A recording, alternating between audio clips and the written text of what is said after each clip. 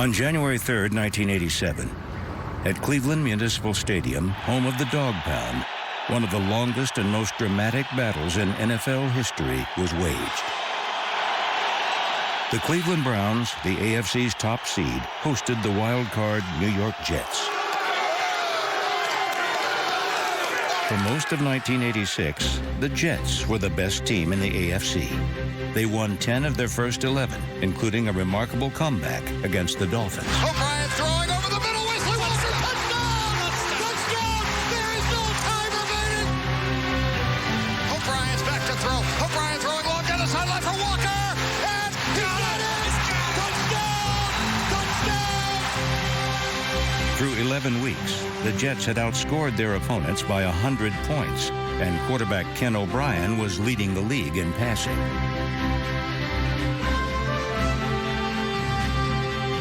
We just won our 10th game, and my wife said, "You're not very happy for being 10-1." And I said to her, I says, "You know, we're not going to be 10-1 very long. We keep losing all pros every Sunday." The Jets suffered an unparalleled rash of injuries. The defense lost 4 of its best players and went into a tailspin.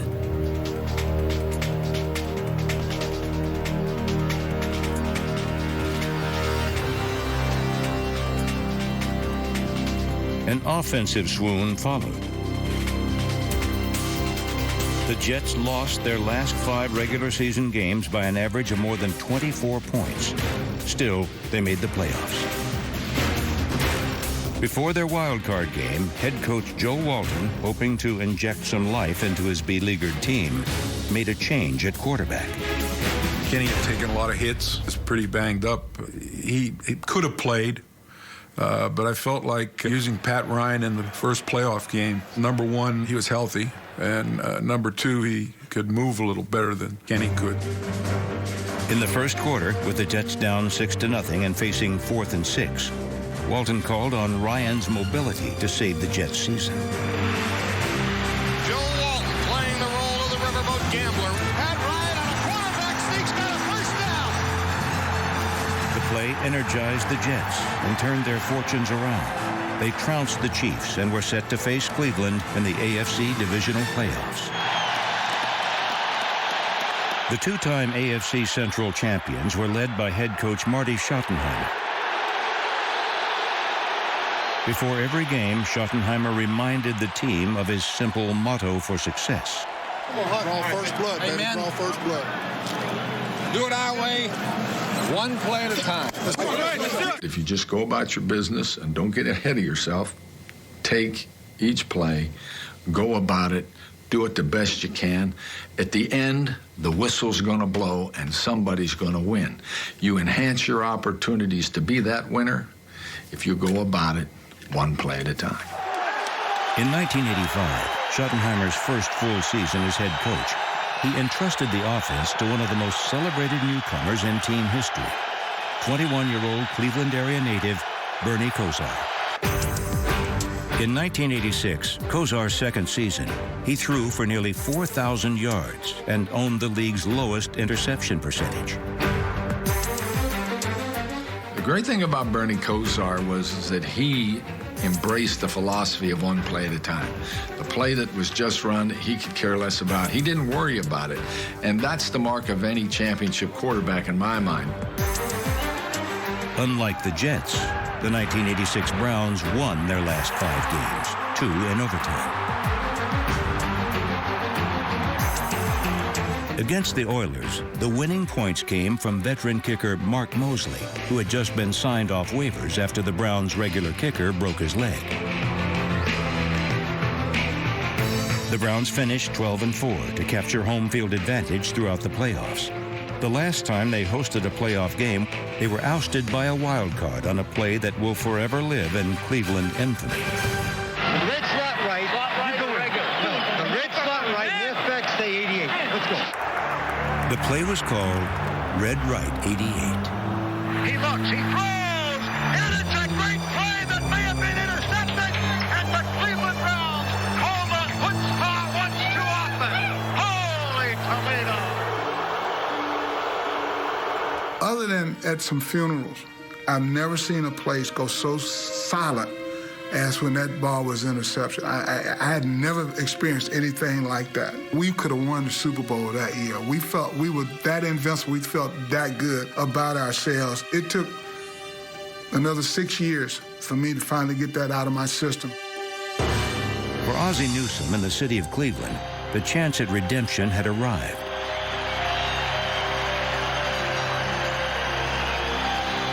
It was the Browns against the Jets in the 1986 AFC Divisional Playoffs.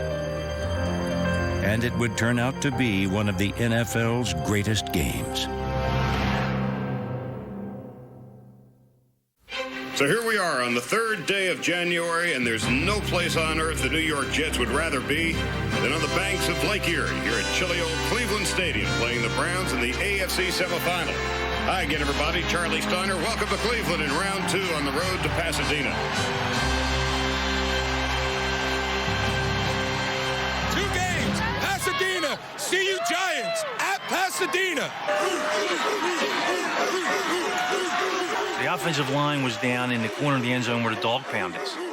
And we were getting pummeled with dog bones, snowballs. There must have been 2 inches thick of dog bones on the ground, and snowballs mixed in. And Dan Radakovich, our offensive line coach, went and got security guards to stand there so they wouldn't pelt us anymore with dog bones. They bark, they bite, they come when called.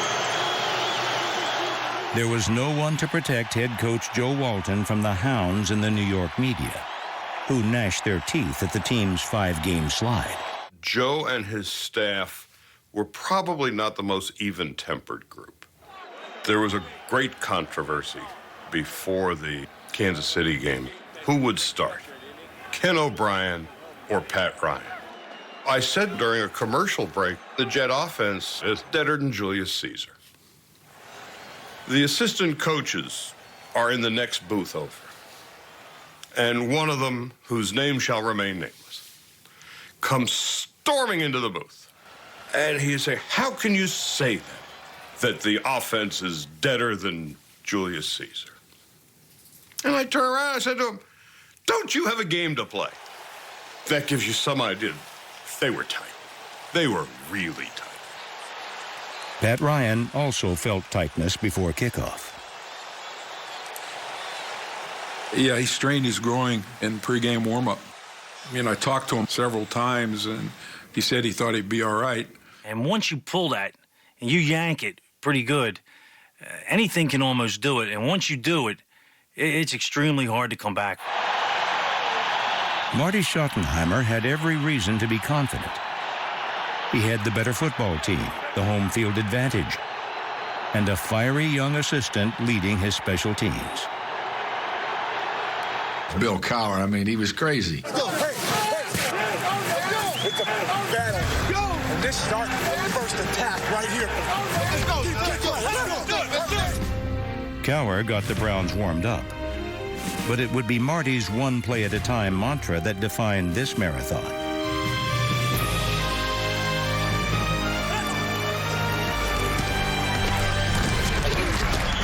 On the first series, the Browns bullied the Jets into a 3-and-out and set the tone for what would be a physical game.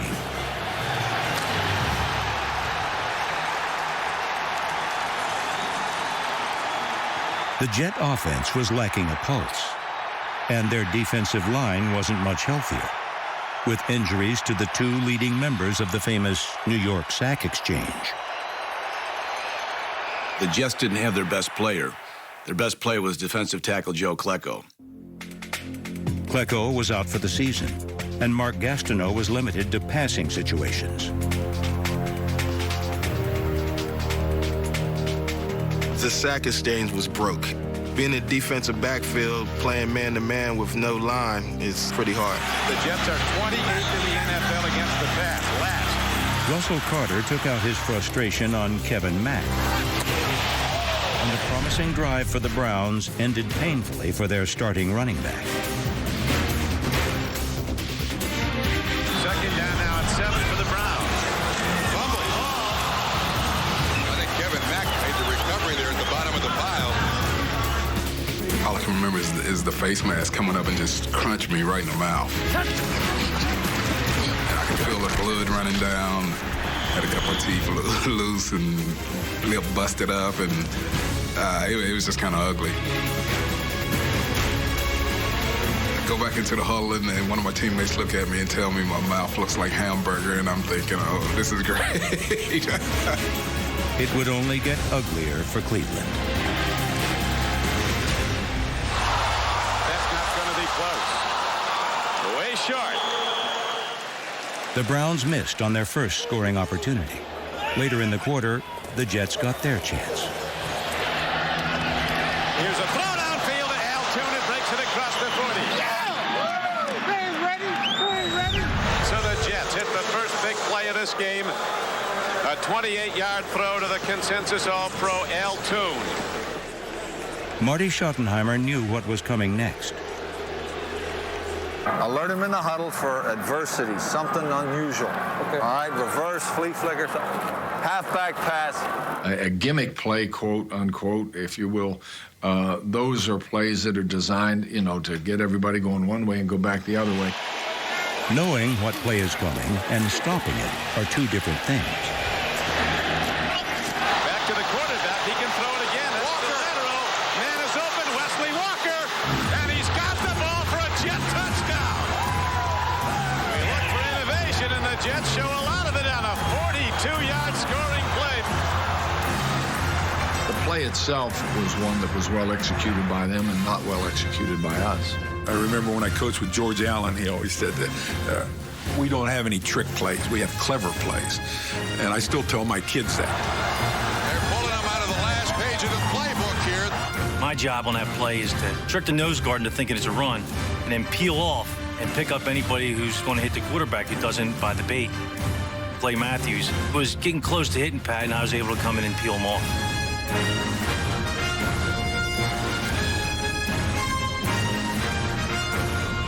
I remember that because it was a nice block.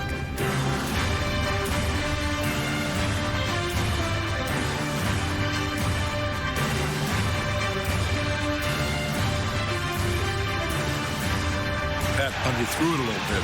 He almost got back there, but Wesley made a great catch. When it works, it's beautiful. And when it doesn't, it's ugly. And the Jets, the underdog, all of a sudden pull a big play and go to a 7-0 advantage. We deflated the crowd. Absolutely. Going up 7-0, that crowd just stopped.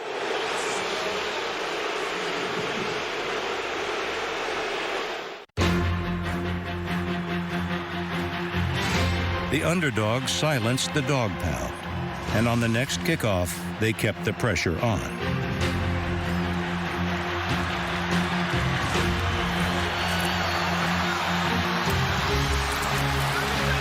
at the special teams play by the Jets. Big play on offense ignites this whole Jet football team. So they get the early 7-0. The Browns are at their own 2-yard line. Now you're thinking. Let's go. Hey, Barney, get him going. Let's move the ball.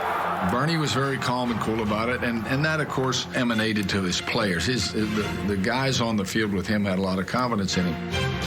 When they scored initially, no skin off our back. When we have the ball, we feel we can score at any point.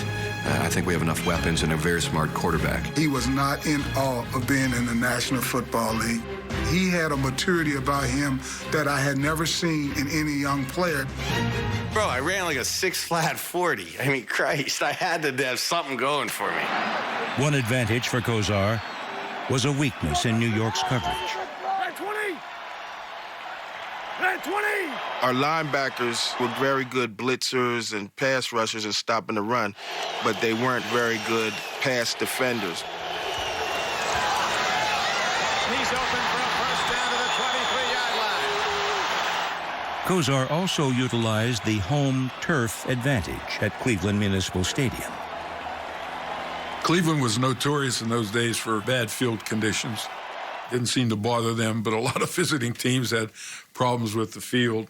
These guys are coming from playing at the Meadowlands and playing on the turf, all the nice facilities, all that nice stuff. We had crap, okay? It was complete crap. Oz and me were used to running on this bad field in this big mud, so it was a distinct advantage to have an inside linebacker matched up in man coverage, having that whole field to have to cover. All they needed was one step. If they got one step ahead of our linebacker, he had a good enough arm, an accurate arm, to make those completions. The Browns had another receiving threat, running back Herman Fontenot, who had to be accounted for by defensive coordinator Bud Carson. All right, listen up. Listen up now. The 28 is in the backfield. Russell. It should be no problem. And if they've got a fullback, then Bob Craven and the Monsters taking a fullback either way. Yeah.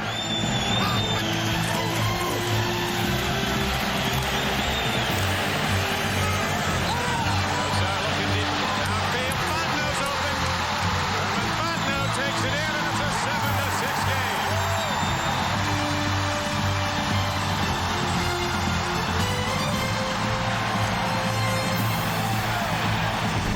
Bernie Kosar was never the prettiest quarterback, but his passes were often a thing of beauty.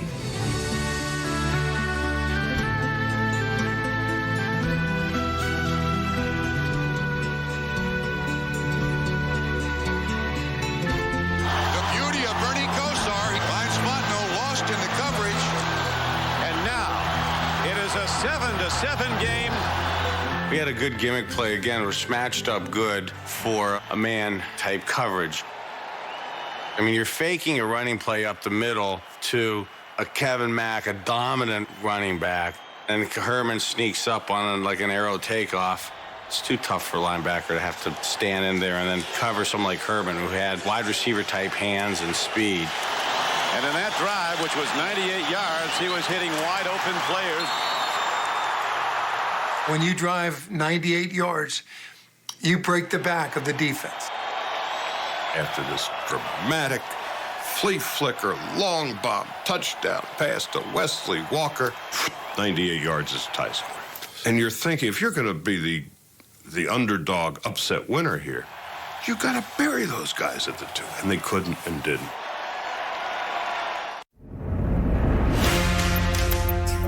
The heavily favored Browns were back in control, and it was clear that the game would be won or lost by their brash young signal caller. I don't play the field position game. I don't play the defense game. It sounds really simple and somewhat stupid, but you play offensive offense, and you play to score, and you play to get first downs. He throws a strike for a first down over the middle. Ozzie Newsome having a big day. Kosar continued to exploit the linebackers, with future Hall of Fame tight end Ozzie Newsome and his running backs out of the backfield.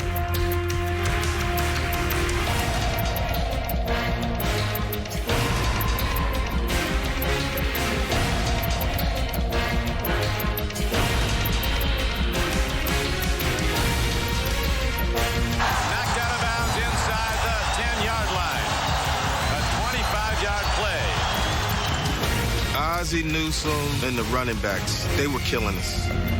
When he was throwing to his wide receivers, we just had a much better chance. But right now, the Browns are looking to take the lead. Timing pattern. Downfield to Langhorne, and a great tip away by Jerry Holmes, who got up and got a hand on it. In the first half, throwing to his wide receiver, Kosar was just 3 for 11 for 30 yards, and the Browns had to settle for another Mark Mosley field goal attempt.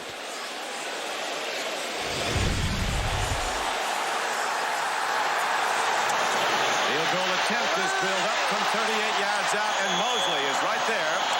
And for the first time today, the favored Cleveland Browns take the lead. They go out in front 10-7.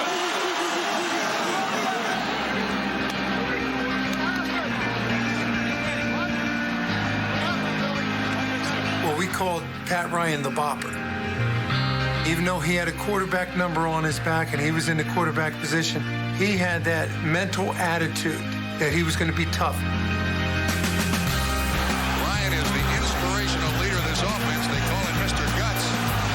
Pat Ryan had been gutting it out with a pulled groin.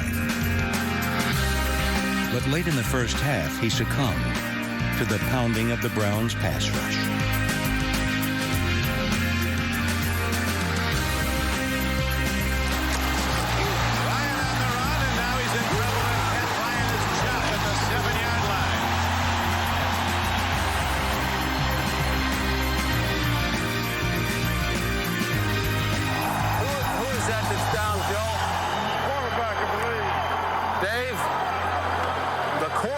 is down. He's got to come out for one play. It wasn't for one play. Pat Ryan was done for the game, and his replacement was the man whose job he had taken the week before. You wonder psychologically what this does to the football team. I didn't think it was that horrible. I mean, it was not, oh, no, we're bringing this kid in from Texaco Tech. I mean, this is a guy who was a pretty good quarterback. At that time, he was one of the best quarterbacks in the NFL. I mean, Dan Marino, Ken O'Brien, they were right there the same. He just took a lot of pounding. He hurt his hand, he hurt his elbow, his leg was hurt. He was beat up. Ken O'Brien, who started during that 9-game win streak, will be back in at quarterback for the Jets. Ken O'Brien was like the entire Jet football team. Hurt, but unwilling to stay down.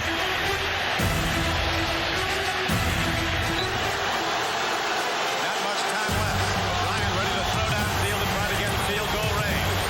And a catch to Freeman McNeil, and he moves downfield and gets out of bounds. They get a first down and stop the clock with 53 seconds to play in the half.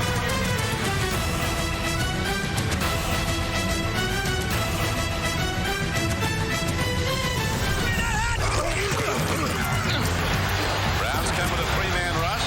8-back to cover. Throw over the middle to tight end Mickey Schuler. And he's down to the 46-yard line. Dave, they've got one timeout left. On fourth down, with 20 seconds to go in the half, the immobile O'Brien did the improbable.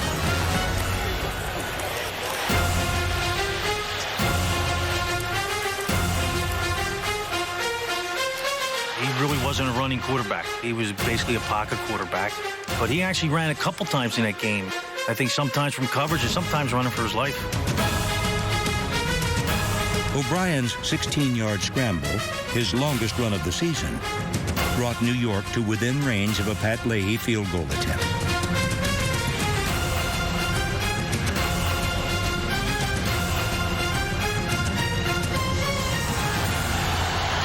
This is good. It'll tie the game. It's got the distance. And it's got the rain. The underdog Jets have tied the game 10-all. They've played an excellent first half.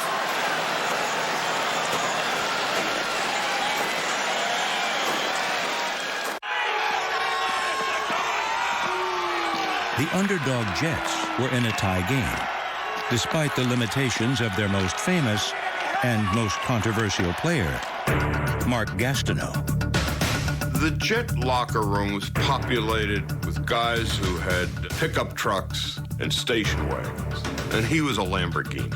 He was jet set, he was at the clubs in Manhattan, he had Brigitte Nielsen, he was showbiz, and these guys were blue collar. He may have been glamorous, but Gastineau played a blue-collar game, battling through the first half with a severe abdominal pull. When I did pull, my abdomen, it was something that I was in, pain. Mark Gastineau really suffering on the sideline. He's got that abdominal pull. You can tell it's affecting him. Now look, it's just like the start. We're going to take one play at a time. Some will be up, some will be down. One play at a time. We'll do it our way, one at a time. Let's go. Hey, man, come on now. Hey, get him, Bill. There's no tomorrow, man. There's no baby. This is our last attack, and they have not heard the last of us. And Cleveland hadn't heard the last of Gastineau. Throughout the second half, he fought through pain and blockers to get to Bernie Kosar. Gastineau in the game now to rush the passer. He's not even close to 100%. When it's time to get to a three-point and go, he's as quick as he's been. He liked pass rush, so he pass rushed on every down. Gastineau also liked to dance, and early in the third quarter, the Jets' lightning rod ignited the Cleveland crowd. Mark! Come on, Mark!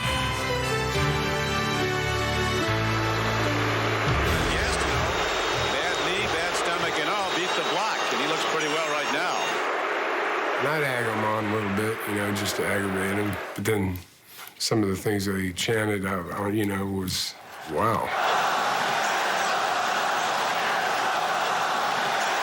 For any opposing player to taunt the people in the dog pound, I mean, you just got to be nuts. You're really asking for it. You really are asking for it. Gastineau's sack gave the Jets field position, and New York took advantage with 1,000-yard rusher Freeman McNeil, who was held to just 18 yards in the first half.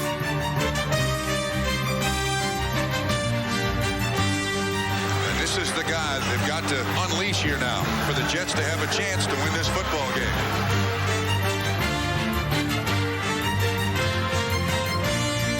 New York was within range of a go-ahead field goal and took a 13-10 lead.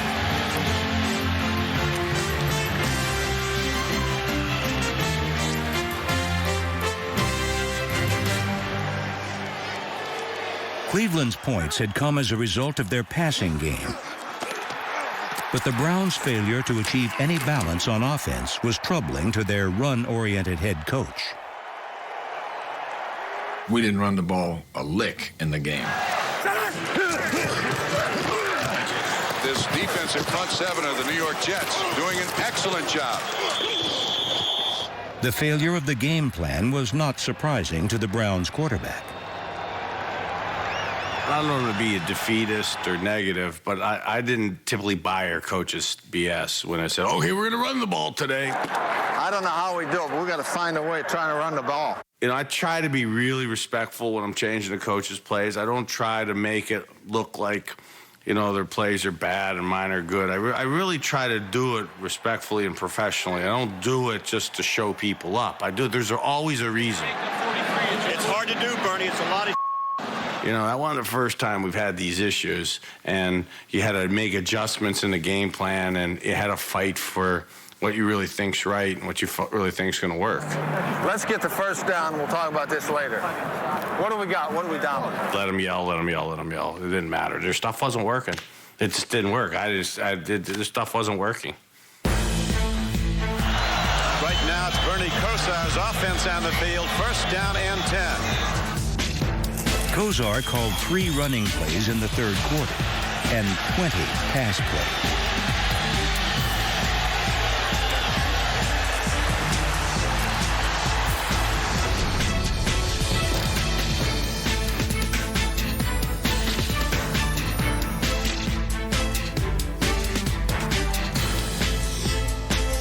Cleveland's backs turned Kosar's short throws into long gains. But his deep throws were dropped. Potential big plays were merely long incompletions. Frustration was mounting. After Mark Mosley missed another field goal, the Browns' next drive ended with another dropped pass.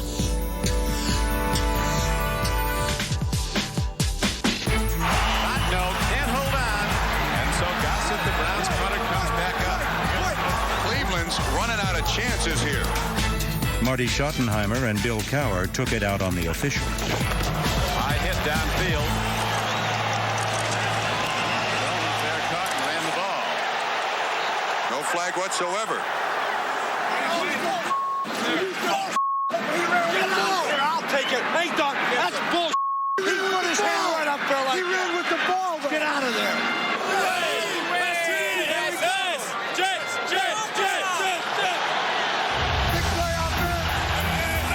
The Browns failed to regain the lead.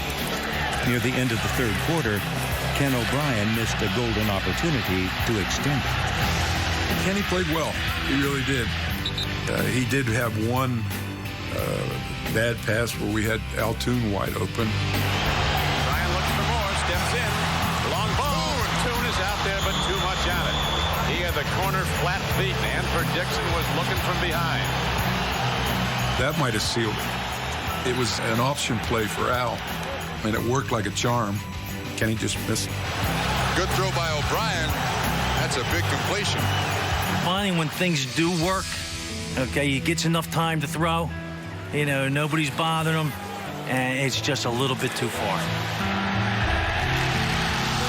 And all you can do is just, you know, hit yourself in the head and say, next time.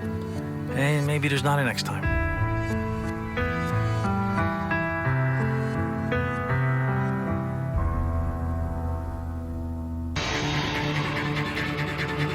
In the fourth quarter, Carl Hairston and the Browns' defensive line dominated the Jets' offensive front. The Browns finished with 9 sacks. Hairston had 3.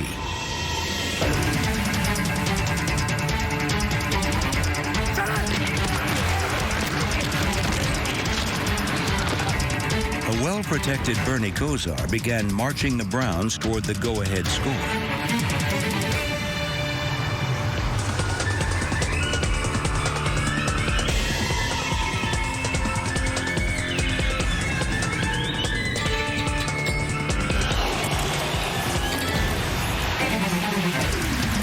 Brian Brennan's pass on an end around set up 3rd and 5.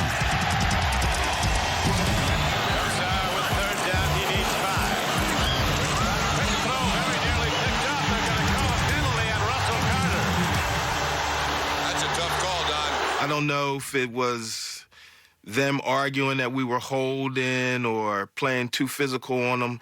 I had a perfect shot at the ball. Didn't really go for the ball, but to knock it down. And we met ball, me, and the receiver met all at the same time. It was kind of, to me, a bad call. 2 short Kevin Mack runs positioned the ball inside the Jets' 5. On 3rd and goal, Russell Carter had Webster Slaughter and a shot at redemption in his sights.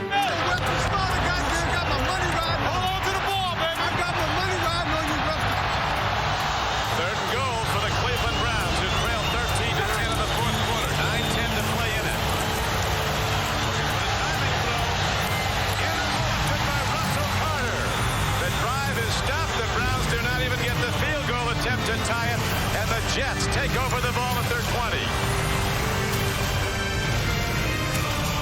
For Ozzie Newsome and the Browns, the bad interception in the end zone brought back painful memories of a play 6 years earlier.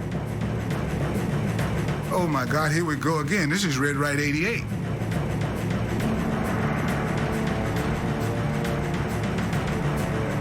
Very similar situation. At the goal line, ready to take it in. And Kosar throws a very bad pick. Ball thrown into double coverage. Someone was not supposed to be there. Russell Carter.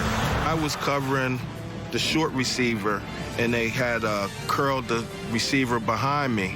I just looked at the quarterback all the way and just broke off my man, and I was right in his passing lane. I didn't like the way we did plays in the goal line. We'd run on 1st down, run on 2nd down, and the whole world knew we were throwing. We'd throw on 3rd down. I'm smart enough to have not run the play. I should have changed it. I changed 100 of them. I should have just changed that one. And then I coupled one mistake with a worse mistake of throwing something I shouldn't have thrown. I was still grumpy, really grumpy, at the sequence of play calling. And, you know, we had talked during the week about how they sell out for the run. We were horrific running the ball all game. We didn't do anything.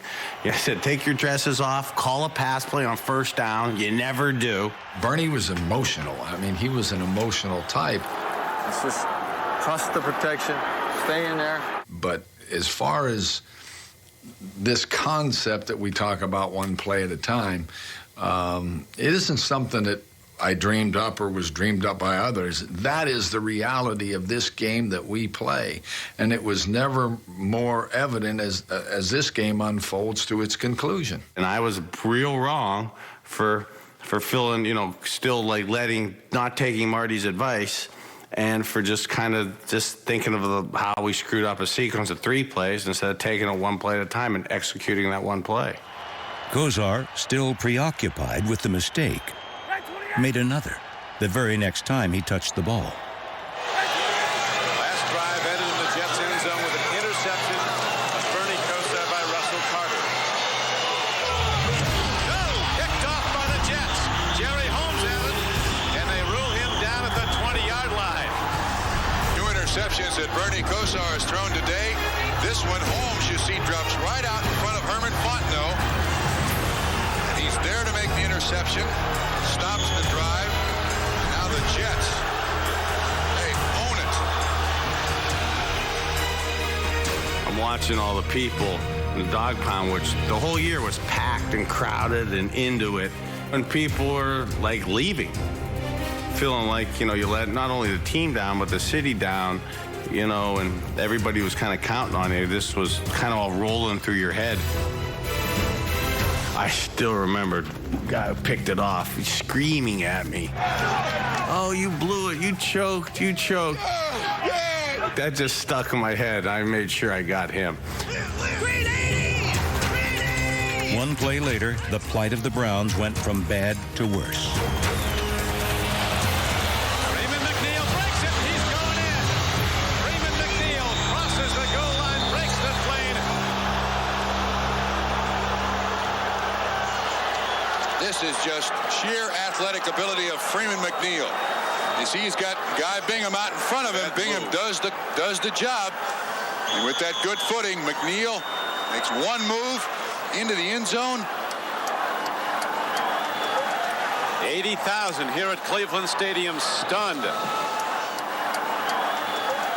At that time, I literally thought we had won the game. He wasn't the only one.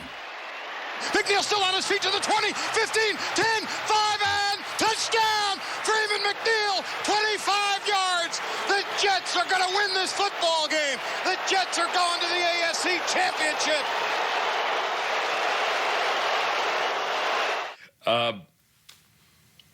Let me defend myself.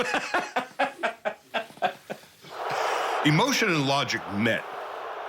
The Jets were about to take a 10-point lead with 4 minutes to go. The Browns, in 56 minutes, had scored 10 points. They're going to score 10 in 4? So that is what my brain is thinking at the time.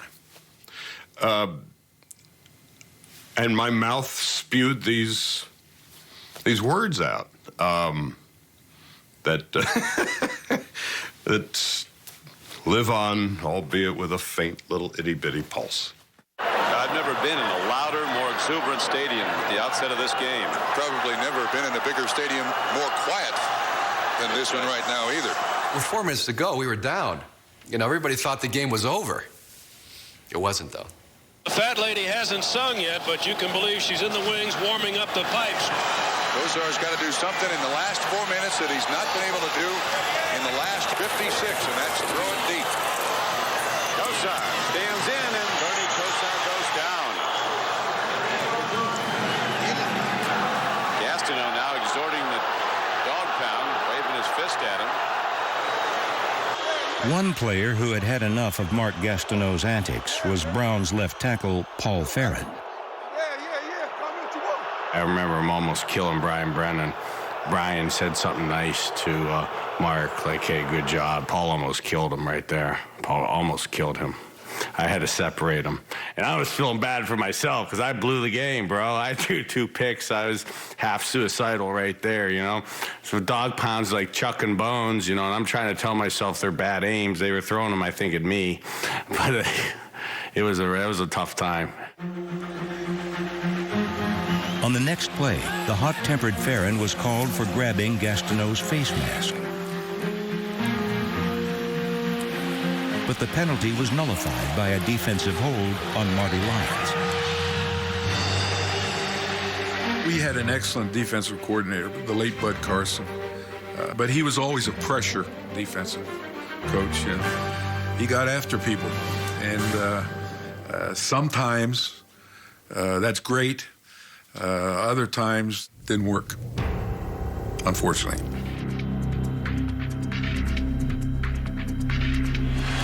On 2nd and 24, Carson again sent Gastineau to rush the passer. The end result would be the turning point of the game. Gets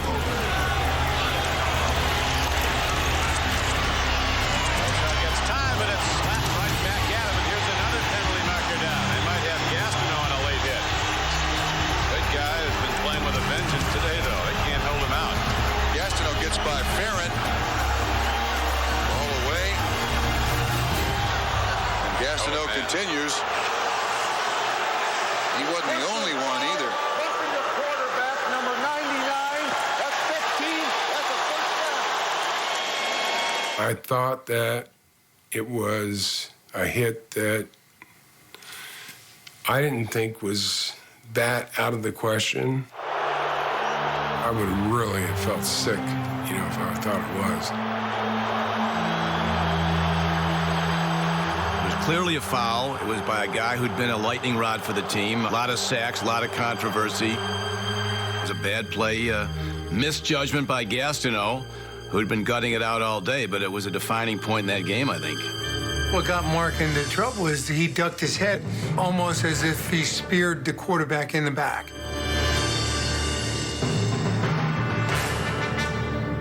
He was out of control, too much speed, couldn't stop his body. His mindset was to get Bernie on the ground. I just remember after the play, it was literally like, you asked, what's the dumbest thing you could do? And that was the dumbest thing you could do. It clearly was a milestone play, if you will, because, the odds of converting 3rd and 24 are not particularly great. I mean, the game was over. The game was over if we hadn't had that. Truly believed that. We got a 10-point lead. Everybody's kind of like sitting on their hands. The dog pound is quiet. Once that late hit came in, the fans, the players, they got new life, and it was electrifying for them, and for us, it was demoralizing. I remember just hatred coming from the audience towards Gastineau, towards the New York Jets, from our offensive line, from anybody on that field. Thank goodness for Mark Gastineau, the 12th man for the Cleveland Browns, late in the 4th quarter. The Browns were given new life, but the health of their quarterback was very much in question. Oh, I was dying. I couldn't breathe for a couple plays after that. You couldn't breathe? Oh, geez, God, no, that hurt like hell. Oh, my God, it hurt like, it still hurts thinking about it. Oh, it hurt like hell. Yeah, it was probably one of the all-time hardest hits I ever had. Cracked my ribs, I'm spitting blood up, and, some of the guys were saying, like, maybe you should come out, and, I'm thinking, God, how could I come out? I had thrown 2 picks. I mean, that would be so gutless, to have kind of blown the game. And, then to get knocked out, that was just, like, I couldn't have that, deal with myself for that offseason. I felt like I let my teammates down. You have to have a leader, and our leader wanted a chance to get back out on that field to prove that we could win this thing. I think his inspiration overcame that woe is me attitude. He was a warrior. He wanted a chance to get back out there, redeem himself for his teammates and for that city. Take him all the way, Bernie. Take him home. In desperate need of a score, Kozar and the Browns received one more break. Instead of 4th and 1, a generous spot gave Cleveland a first down. Jets playing way back in the zone now as Kosar stands in. Fires downfield. Langhorne makes the catch, gets out of bounds at the Jets side of the field. A prevent defense now that the Jets are using. The only yardage they're protecting is the yardage behind the defensive back. Kosar look downfield to Brian Brennan, who's down to the 22-yard line. And the Browns quickly sprint downfield to go into alignment without a hunter. Browns need a touchdown, an extra point, and a field goal just in time. Throw and a catch by Brian Brennan, and he's down at the 3-yard line as we're down to 2:15 to play. They were playing like that was the last play they were going to ever play. And if you look at it, you really need to play with that kind of reckless abandon because it could be the last play you ever play. Kevin Mack might be slanting to the right side. Kevin Mack is in standing up.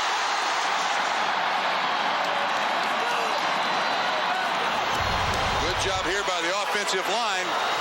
Excellent lead block by Everett on Kyle Clifton, and Kevin Mack goes in for the score. One thing about the Browns, they were known a few years ago as the cardiac kids. Browns, if they can get the ball back and get in field goal range, could send it to overtime, but that's a long way off. With less than 2 minutes left, the Browns had scored to close the gap to 3. Marty Schottenheimer, with only 2 timeouts left, elected to try an onside kick.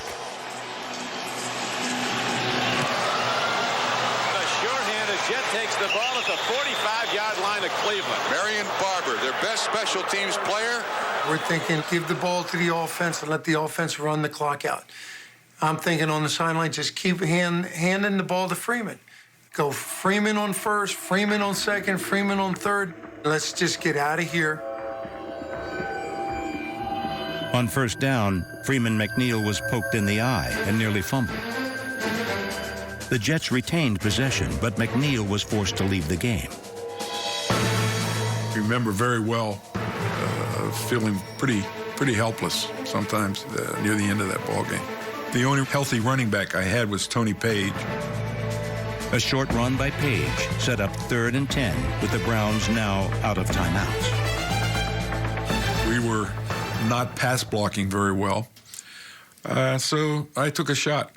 You know, I thought maybe we can steal a first down without having to pass the ball. Joe Walton called a quarterback draw for Ken O'Brien. Quarterback draw, didn't get there.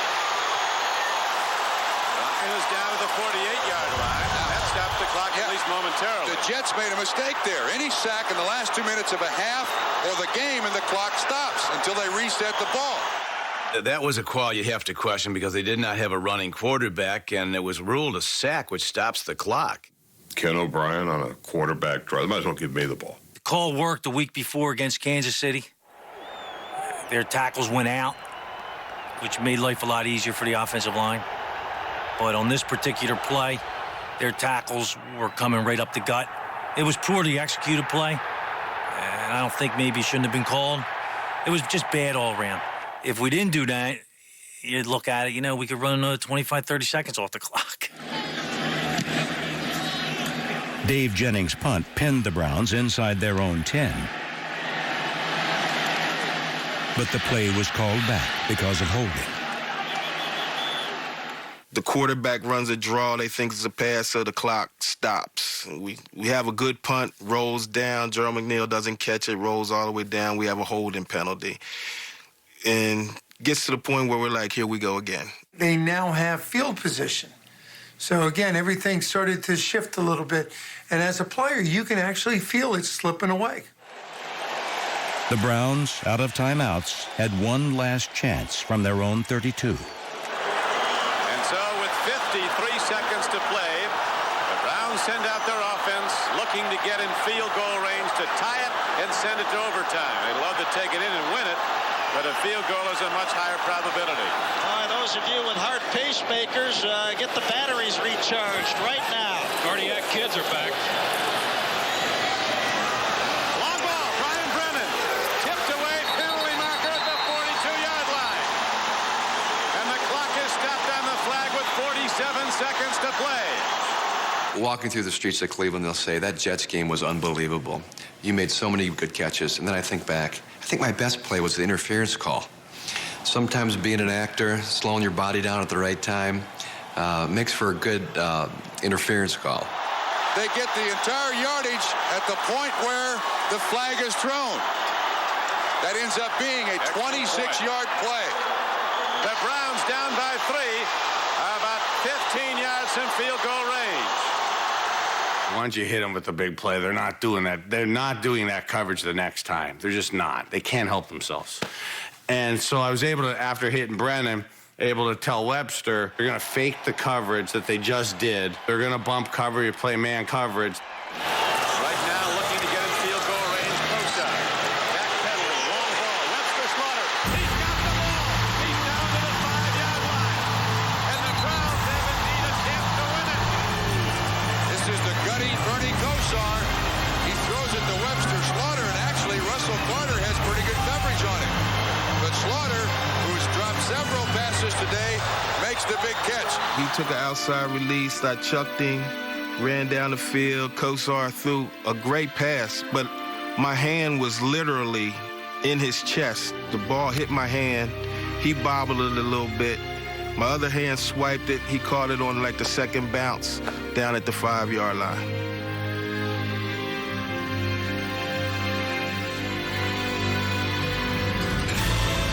Unbelievable play, you know, and everybody just, I think we just kind of lost our minds right there for a few seconds. We're all celebrating like we won the game already. They were going crazy, and I had to check and see if they were in the end zone because they were celebrating so much.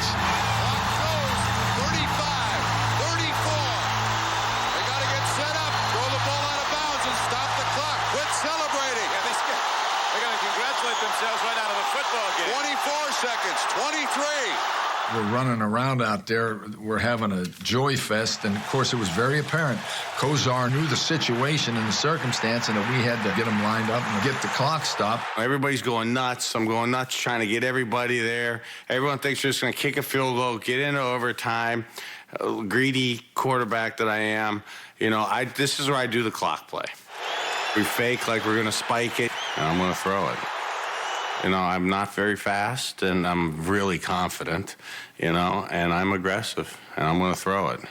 I'm going to throw it. Looks like we're going to go to overtime unless this goes in. Hit away at the last moment. Slaughter was open, and we're down to 11 seconds.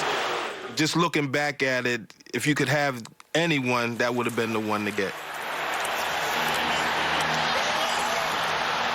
It's like torture almost.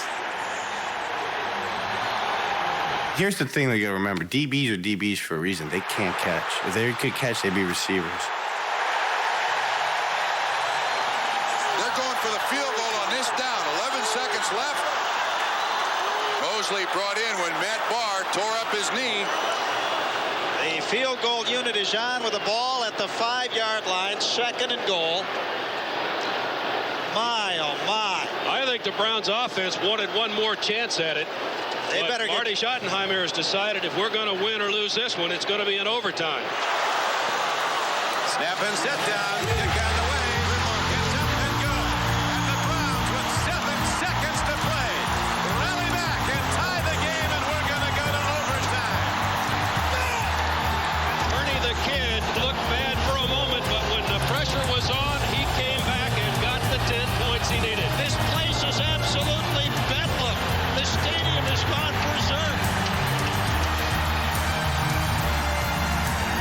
There was silence at 4 minutes to go after Kozar threw that second pick, right? And they all piled out. But they came back. Listen to Cleveland Stadium. The Browns rally back from 10 points behind in the 4th quarter to tie the game, and we're going to overtime at Cleveland. He'll call a coin. I got it here. Okay. Call it in the air. Tails. I was fired up when I won the coin toss. I said, here we go. We're going to go right down and win. And we didn't even get a first down.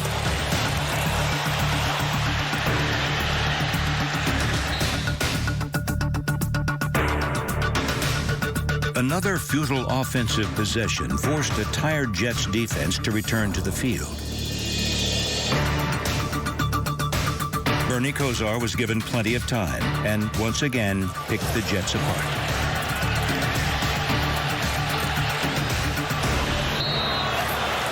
Kevin Mack, the lone setback. Jets come with a blitz. Browns pick it up nicely. Long ball. Man is open. He's got the ball at the 5-yard line. Langhorn beats the corner deep. A 35-yard gainer. We documented early how accurate Bernie Kozar is when he throws the ball deep. He's not pretty, but he puts enough air under the ball that Langhorn can adjust to it, and they bring Mosley in, taking no chances. No red right 88 here in Cleveland Stadium. They're going to put it right up. This will end it. It's good. I'm calling it. It's good.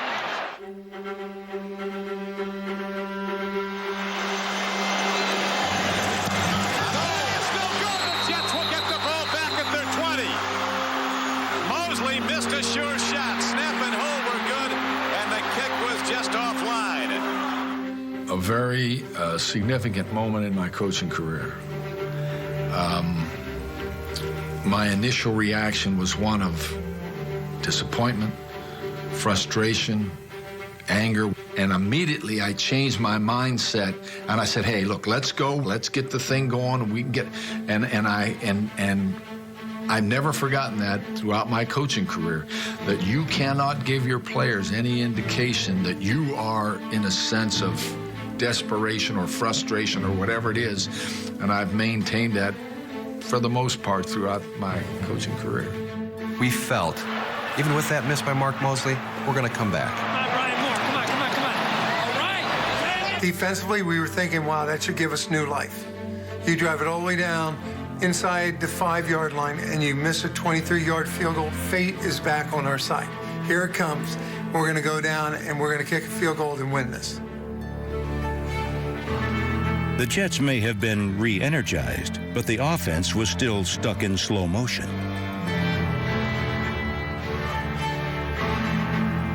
We were limited, in what we could do. So what I was trying to do is not do anything stupid. And our defense was playing pretty well. And we were hoping that, we could get some kind of turnover. It was almost like, let the defense lose it. We don't want to win it. The Jets relied on a weary but determined defense to make a play to win the game. The unit nearly delivered.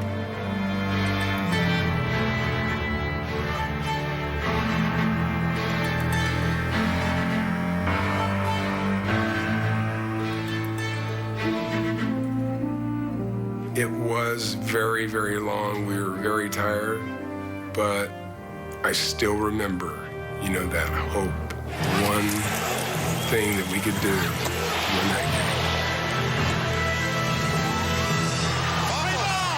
The Browns got it back.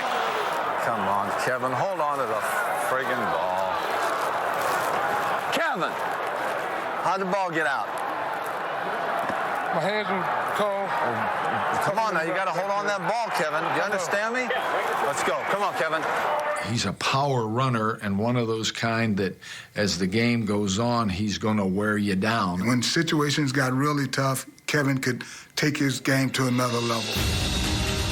He could just say, okay, it's time for me to take this game home. Let's get physical. Let's get after. Bernie Kosar finished with 489 passing yards, a playoff record that still stands. But the final drive of overtime belonged to Kevin Mack. Playing with a bruised shoulder and a bloodied lip, Mack carried 6 times for 37 yards. It kind of signifies for me that, no matter what kind of pain I thought I could not play with, if I just hung in there and believed in my teammates, then I can be successful and the team can be successful also. Got to be it. 2 minutes into double overtime, Mack positioned the Browns for another chance at a game-winning kick. Here we go on 1st and goal at the 9. The Browns will do what they did in the first overtime period. They will try for the winning field goal on 1st down. Those uprights are 12 yards wide. They got it right now. Look like the distance between 2 fingers to Mark Mosley. Snap and set down, and the game is history. Cleveland wins it. Thank you. Oh, yeah. Super Bowl.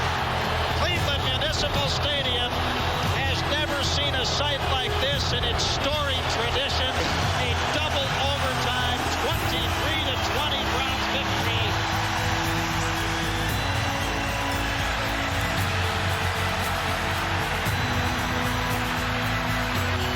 We collapsed.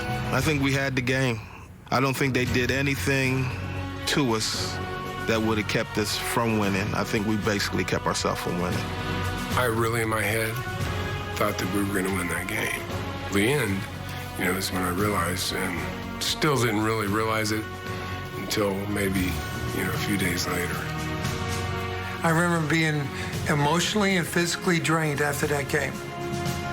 I remember just sitting on the turf, on my ass, a helmet on, just going, what in the world just happened?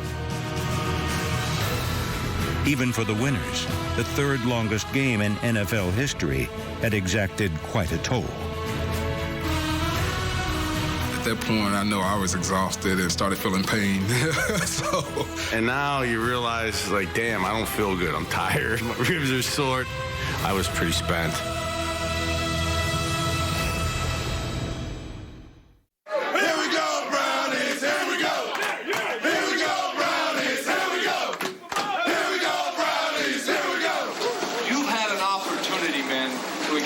Something that's really, really just been a part of one of the greatest sporting events that has ever taken place in history. While the Browns reveled in their victory, the Jets came to terms with the end of their season. It's very difficult to get to the Super Bowl, and when you feel like you have a shot and you don't make it, it takes a little bit out of you. Takes a little bit out of you. And you know, everybody used to always say, don't worry, we'll get them next year. Well, that next year never came for me, and I played till the end of the 90s. When you're driving in the car, you're stuck in traffic, you start to think about the past. I think about the AFC Championship game that we lost to Miami, and I think about this Cleveland Brown game. Because there were so many what-ifs. I don't like having what-ifs. They start to make you nuts because you think about it all the time. And that's why I don't have a ring on my finger. I hide a lot of my feelings and a lot of my things that I, think, but I'll tell you what, I've mostly put the blame on myself,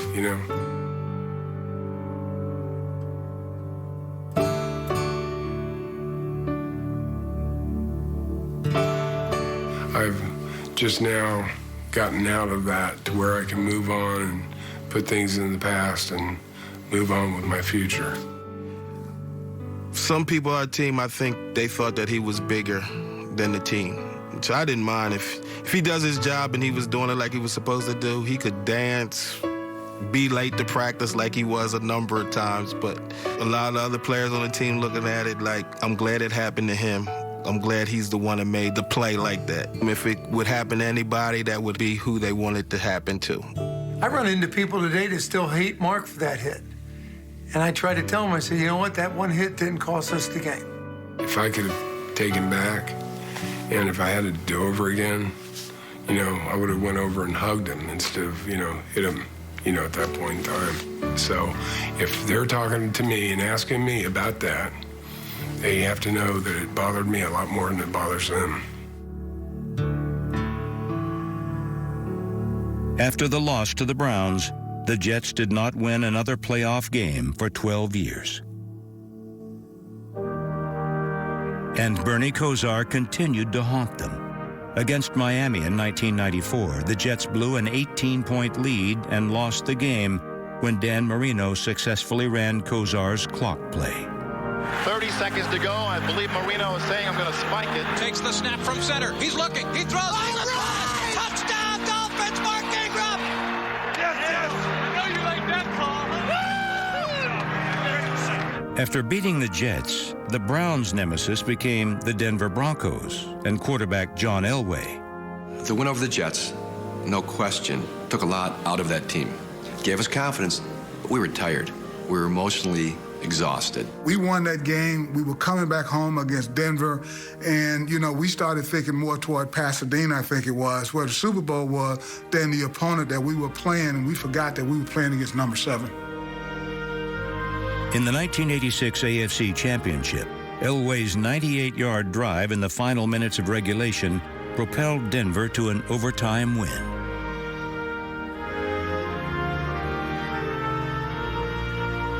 In 1987, the Broncos eliminated the Browns on a late fumble.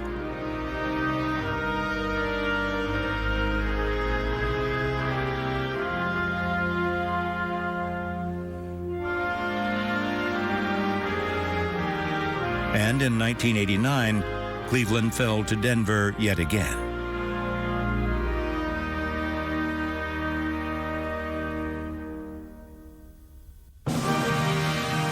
But no one in Cleveland will ever forget the marathon by the lake and one of the great comebacks in NFL history. You have to have a defining game in your career. And I think that was a defining game in Bernie's career. After that game, heat arrived. And all of the bad things that could happen to a quarterback all in one game, and he kept coming back.